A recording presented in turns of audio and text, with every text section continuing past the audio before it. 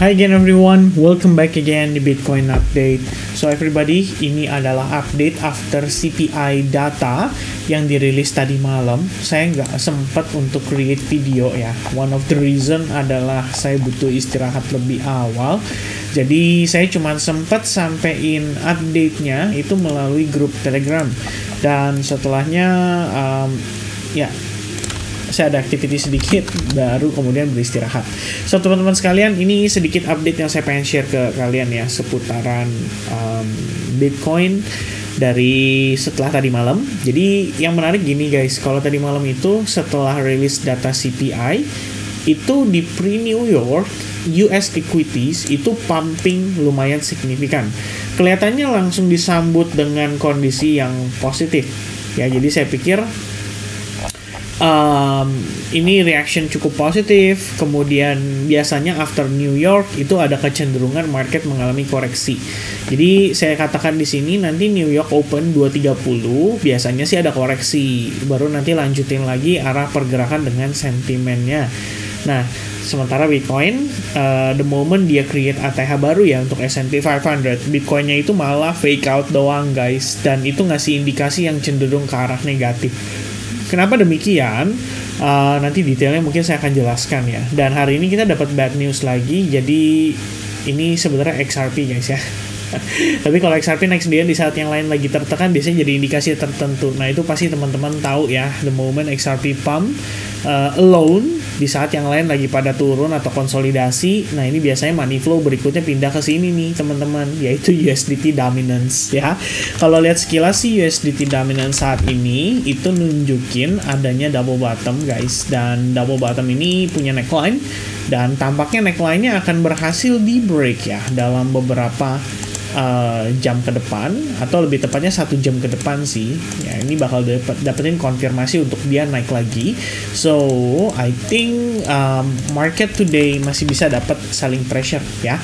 Nah sebenarnya beberapa poin yang menarik ya. Salah satunya adalah German ya, government ini holdingnya dia udah di bawah 500 juta dolar guys. Jadi ini harusnya udah bukan jadi fear lagi. Ini mungkin sudah boleh kita abaikan ya. Dan kemudian yang gak kalah menariknya adalah ETF inflow untuk spot Bitcoin itu masih nambah. So far udah dalam 5 hari terakhir ini kita ngeliat inflow-nya lumayan bagus guys. Di sini ada 210 juta atau 220 juta dolar. Kemudian di sini ada around 500 million dollar ya, lebih kurangnya. Jadi kalau kita hitung-hitung total itu harusnya udah 730 juta dolar more or less masuknya guys. Dan ini udah bagus banget gitu loh. Dalam artian kita udah lihat inflow-nya tuh back to 15 billion atau 15 miliar rupiah, 15 miliar dolar Amerika Serikat ya. Kalau rupiah kedikitan berarti teman-teman ya. Ya 15,5 billions of dollar, ini angka yang lumayan fantastis, dan ini memberikan kita sebuah informasi ya bahwa ternyata para pelaku pasar, terutama untuk mereka yang bertransaksi di ETF itu sudah start melakukan akumulasi kembali ya. BlackRock untuk 4 hari ya konsekutif 4 hari teman-teman mereka belanja terus, apalagi semalam setelah impact data CPI ya. Sebenarnya data CPI bagus banget loh. Dalam artian di sini kalau kita lihat ya, kapan terakhir kali US ya di core CPI-nya dapat angka 3,3% guys. Itu udah lama banget ya. Kalau tadi saya nggak salah adalah per tanggal April 2021 tuh ya. Kalau kita lihat ini untuk rilis data April 2021 tuh angkanya 3%. Kemudian per report untuk bulan Mei itu angkanya udah naik jadi 3,8%. Jadi kalau kita lihat ya terakhir kali terkecilnya itu adalah di April 2021, dan ini artinya kita sudah terendah sejak 3 tahun lebih ya, sejak 3 tahun lebih terakhir. Sehingga menandakan kalau yang terjadi di awal tahun ini benar-benar sifatnya hanya seasonality saja, karena begitu memasuki bulan April, Mei, Juni alias kuartal kedua ya, kita bisa lihat angka inflasi itu sudah mulai turun lagi atau mulai rendah lagi ya. Adapun faktor ini bisa disebabkan juga memang oleh kondisi perekonomian di sana yang sudah melambat sekali, dan memang faktanya untuk the Fed bisa mengatasi inflasi itu dia harus melemahkan kondisi perekonomian. Jadi melemahnya itu ya tentu saja ada batasannya ya, dalam arti mereka nggak mau sampai angkanya itu terlalu parah sehingga mereka memasuki resesi ekonomi. Nah, ini yang dikhawatirkan bisa menyebabkan bahasanya itu adalah hard landing ya, atau bukan hard landing lagi tapi ini crash jatuhnya teman-teman ya. Tapi kalau misalnya kayak gini, kita lihat perkembangan ya daripada kepercayaan market terkait dengan keputusan suku bunga The Fed pada akhir tahun nanti tampaknya bagus sekali guys ya. Ini kalau kita ngelihat yang agregat ya dari probabilities itu di tahun ini market malah percaya bisa cut rate sampai 3 kali ya. Ini amazing. Starting dari September dia market percaya The Fed akan ada cut rate sampai dengan 500 atau 525 alias 5% hingga 5,25% basis point ya. Yang terjadi adalah di sini secara probabilitas itu di 98%. Artinya publik sudah sangat percaya kalau The Fed akan pangkas suku bunga per September nanti, dan itu diakibatkan data tadi malam. Nah, yang sebenarnya menurut saya menarik itu adalah November. Tadinya November itu lebih tinggi di angka 500-525. Artinya tidak ada cut rate, tidak ada rate hike. Namun, tampaknya setelah data tadi malam, publik malah percaya The Fed bisa cut rate lagi per bulan November. Jadi angkanya tuh 53% guys, di atas 50% itu The Fed akan cut rate ke 4,75% dan 5%. Baru kemudian Desembernya itu antara yang tadinya ya 90% itu market percaya The Fed akan cut rate lagi, itu di bulan Desember bukan November. Tapi ternyata angkanya dari 90% turun jadi 62% dan malah bertambah ke sini, yaitu 37,86% di 4,5% basis point atau 450 atau 475 basis point atau 4,5% sampai dengan 4,75%. Jadi ini angka yang menarik ya, sebagai update yang sangat menarik dan secara faktor makro ya, saya pikir ini harusnya menjadikan The Fed itu harus memang mengambil langkah untuk pangkas suku bunga. Jadi mereka bisa memastikan kondisi yang mereka lakukan dalam beberapa tahun terakhir itu berakhir dengan soft landing. Ya, soft landing artinya market balik lagi dalam keadaan oke, likuiditas, pasar finansial tetap beraktivitas seperti biasa, kemudian dapat likuiditas yang cukup untuk ada aktivitas yang lebih lebih seru lagi teman-teman. Apalagi kan menjelang US election ya, jadi banyak orang percaya The Fed akan melakukan yang namanya printing money. Dan sebenarnya tanpa mereka printing money pun kita ngelihat ya reverse repo-nya pun sudah dikurangin gitu kan ya, dari yang tadinya angkanya lumayan bombastis ya, satu bulannya itu adalah 60 billions kalau nggak salah, sekarang turun jadi 25 billions. Jadi itu sebenarnya adalah banyak faktor yang bisa memperkuat terkait dengan potensi bull run pada Q4. Tapi ya ini pandangan sedikit teman-teman sekalian, apa yang bisa menyebabkan market bergerak sebaliknya? Sebenarnya masih ada satu kekhawatiran kita semua, yaitu Mt. Gox ya. Ini secara new sentiment belum jalan yang kayak gimana lagi ya. Dan ya, there's so many bad news ya di luar sana ya. Long Bitcoin and short Bitcoin Cash to benefit from Mt. Gox repayment. Ya, Bitcoin won't buckle from Mt. Gox and Germany sales analysis ya kan. Kemudian menirik prospek Bitcoin, sentimen kasus Mt. Gox hingga kesaksian ketua The Fed ya, ini bahasa Indonesia ya, business.com guys ya. Dan masih banyak lagi ya sebenarnya yang menyebabkan kekhawatiran itu bisa terus berlanjut, dan salah satu faktornya itu ya nggak lepas juga dari selling pressure yang dilakukan oleh para miners. Yaitu kita bilang natural sellers ya, mereka masih akan terus aktif selling ya selama mereka butuh biaya untuk miningnya gitu kan. Tapi at one point mereka akan mendapatkan keuntungan juga. Namun untuk itu bisa terrealisasi, tampaknya mereka harus mempertahankan ya untuk tempo yang lebih lama teman-teman sekalian, karena saat ini belum kelihatan nih ada likuiditas besar yang masuk ke market, terutama diakibatkan oleh sentimen yang berjalan selama beberapa hari terakhir. Alright, kemudian tadi malam ya stock market after sempat bullish nggak lama saat New York Open beneran dibanting ya. Saya pikir jatuhnya bakalan koreksi, tapi ternyata bukan koreksi lagi teman-teman ya, melainkan bener-bener reverse ya, atau bener-bener turun. Apa sih yang bisa menyebabkan faktor ini?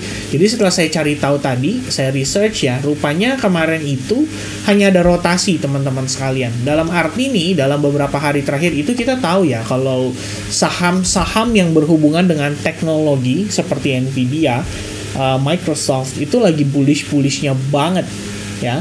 Namun setelah data tadi malam, kelihatannya market menyesuaikan ya, rebalancing. Dalam arti mereka mungkin terlalu banyak menaruh portofolio di aset-aset yang berhubungan dengan tech itu. Lalu kemudian per tadi malam kita ngelihat ada yang namanya rotasi teman-teman. Jadi setelah kita dapat data CPI yang cenderung positif, serta diiringi dengan Jerome Powell yang dovish ya. Jadi Jerome Powell memberikan statement yang cukup dovish pada saat pertemuan terakhir ya di testimonial, ketika dia mengatakan bahwa di sini posisinya the Fed itu tidak punya pertimbangan untuk naikin suku bunga. Lalu ya itu harusnya dianggap sebagai hal yang relatif positif lah ya untuk market teman-teman sekalian. Jadi kemudian yang terjadi tadi malam adalah S&P 500 drop sangat signifikan, around 1% after New York Open. Tapi kalau secara struktur teman-teman bisa lihat ya, I probably think bahwa ini adalah fake out aja. Lalu dia mengambil liquidity di atas, harga mengalami koreksi, dan kalau kita ngeliat secara struktur S&P 500 masih bagus gitu. Ya, strukturnya pun masih bisa dibilang ya ini masih semi bullish. But if you take a look on the Nasdaq guys, this one ya definitely different, karena kita ngelihat tekanan jualnya lebih agresif. Nah, yang menariknya kondisi ini terjadi dibarengi dengan dollar index yang turun. Ini artinya kan ada anomali ya kalau kita bilang di pasar. Ternyata bukan anomali, melainkan hanya rotasi saja.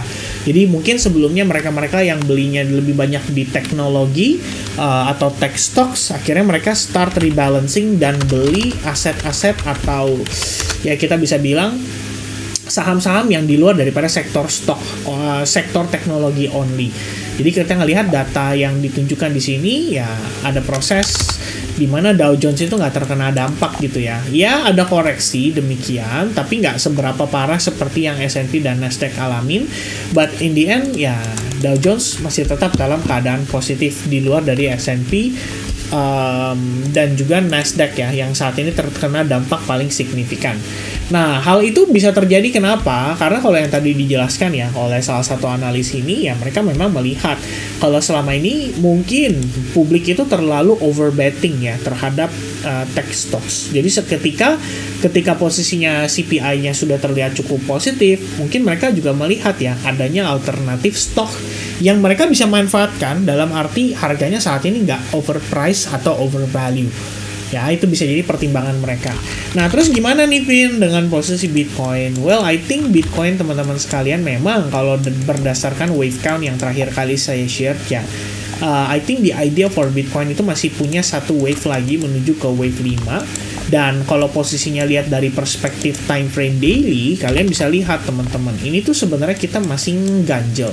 Pas banget dekat-dekat sama exponential moving average 21. Dan memang level $60.000 itu udah pasti level dengan banyak aktivitas market ya. Ada selling pressure, kemudian ada orang yang mungkin profit taking kalau misalkan mereka buy di bawah. Belum lagi bentuk manipulasi pun saya rasa masih sangat mungkin ya, mengingat masih ada bad news seputar Mt. Gox. Dan juga ini para institusi, saya pikir mereka akan melihat kesempatan ini sebagai untuk mereka melakukan akumulasi. Jadi harus ada permainan juga ya, dalam artian mereka juga harus membatasi supaya memastikan harga itu tidak terlalu over bullish. Ya, dengan demikian market akan otomatis memiliki rasa kekhawatiran dan ya balik lagi bisa jual Bitcoinnya mereka. Padahal kalau kita lihat guys, ya here's the thing guys. Kalau lihat sekilas ya, ini tuh mungkin sekedar hanya membentuk channel aja loh. Kita tuh nggak melihat ada fear di market ya. Ini cuma dia creating higher high, higher low aja, tapi dalam fase yang korektif sekali. Bahkan kalau lihat dari progres yang terdapat di sini, ya ini sekilas ya teman-teman. Mungkin saya akan ulangin analisisnya. Ya saya nggak pakai di sini aja deh. Wait ya. Saya ganti ini, kemudian saya jilid ini. Nah teman-teman lihat di sini ya. Ini adalah progres pergerakan Bitcoin dalam beberapa waktu terakhir. Apa yang bisa diperhatikan? Satu guys, ya ini ada area support resistance juga di 59200. Sebenarnya slightly di bawahnya itu pun sama ya, ada support resistance. Tapi saya rasa terakhir kita dapat reaction dari sini, itu pertama karena dia sudah technically creating lower low here more or less. Lalu teman-teman sekalian, kalau kamu perhatikan, ini tuh terdapat order block guys, ya order block yang juga dibarengin dengan adanya imbalance around here ya di range area ini. Nah, jadi yang terjadi kemarin itu, saya sebelumnya expecting Bitcoin untuk bergerak lebih tinggi supaya dia bisa nge-sweep high point di atas. Tapi tampaknya nggak perlu sampai situ. Kita cuma nge-sweep high point di sini doang. Habis itu harganya sudah kembali mengalami reversal atau rejection. Ya, minimal kalau di time frame 4 jam, kamu bisa lihat terdapat yang namanya bearish engulfing. Kalau lihat dari perspektif time frame 1 jam, mungkin ada teman-teman yang terbiasa menggunakan trend line. Kalau bisa lihat dia break dari trend line. But, ya, more importantly, kalau kita lihat dari pergerakan atau progress di time frame lebih kecil kayak 15 minutes, itu secara struktur dia masih dominan bear. Ya, untuk saat ini.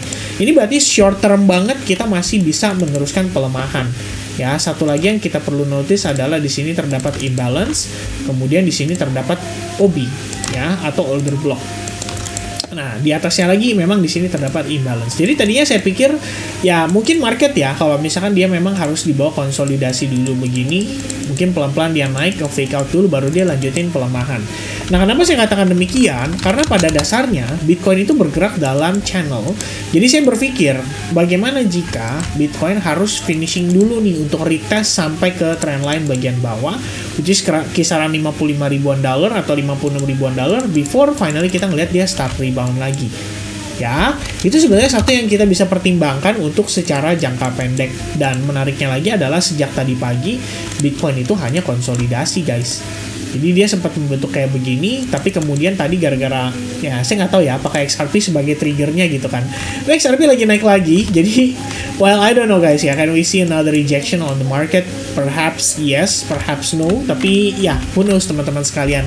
Karena secara struktur pun di 15 minutes menggambarkan kondisi serupa, dan kalau saya boleh tambahkan, ini tuh terdapat trend line yang teman-teman bisa hubungkan, dan ini bisa jadi acuan kalian nanti kalau kalian melihat progress Bitcoin-nya itu kecenderungan negatif, ya, which is kalian bisa lihat kayak gini, mungkin nanti dia mengalami rejection, fake out rejection lagi, jangan kaget ya, berarti selling pressure masih bisa berlanjut.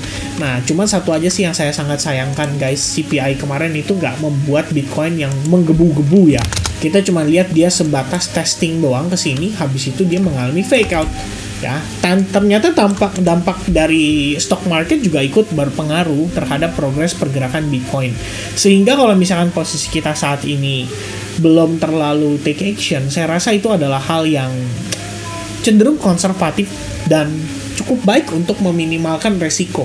Ya, tapi tentu saja kita juga tidak boleh lupa kalau mereka institusi sudah start melakukan akumulasi. Ya, saya nggak bilang kita akumulasi di sini, but at least teman-teman sekalian, kita ada pertimbangan lah ya, bahwa maybe ya very soon kita bisa ngelihat selling pressure start untuk fading away ya. Fading away itu berarti sudah mulai memudar atau sudah mulai menghilang, dan pada akhirnya baru ada proses reversal yang valid. Dan itu kalau saya boleh menebak, masih ada potensi kita bisa melihat market mengalami one more capitulation just before the reversal. Ya, kenapa kayak gitu? Karena memang Bitcoin sendiri seringkali melakukan kondisi itu. Ya, one more capitulation before reversal. Kemudian sama di sini, one more capitulation before reversal. Ya, dan overall kalau kalian lihat juga di sini, ini juga sama terjadi sedikit di awal tahun 2023. One more capitulation before dia reversal. Ya, dan mungkin teman-teman bahkan kalau kalian zoom out a bit ya, ini kalau kalian hubungkan trendline, saya cukup yakin pada saat itu pasti ada orang yang hubungkan trendline seperti ini.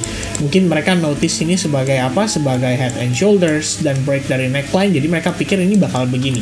Ternyata it's another one more capitulation just before the reversal. Ya, jadi apakah kondisi kayak sekarang kayak gini bisa dibilang akan lancar-lancar dan smooth-smooth aja? Wah, saya pikir masih ada resiko lah kita bisa ngelihat kondisi tersebut terjadi sehingga one more capitulation itu diperuntukkan untuk perpindahan aset antara paper hand ke mereka yang diamond hand. Ya, kira-kira seperti itu yang saya bisa updatekan seputar Bitcoin saat ini, teman-teman. Kita mau coba lihat lagi nanti progres setelah PPI data nanti malam ya, karena masih ada data PPI lagi, which is harusnya sih dengan inflasi yang udah kayak begini, kayak no reason ya untuk market tuh nggak bullish gitu loh. We just need time maybe sampai mereka akhirnya mengexecute dengan explosive dan impulsif, baru kemudian market mungkin start reverse setelahnya. Okay, so that's gonna be the update, and I'll see you guys again very soon in the next update. God bless and happy Friday guys. Cheers, bye bye.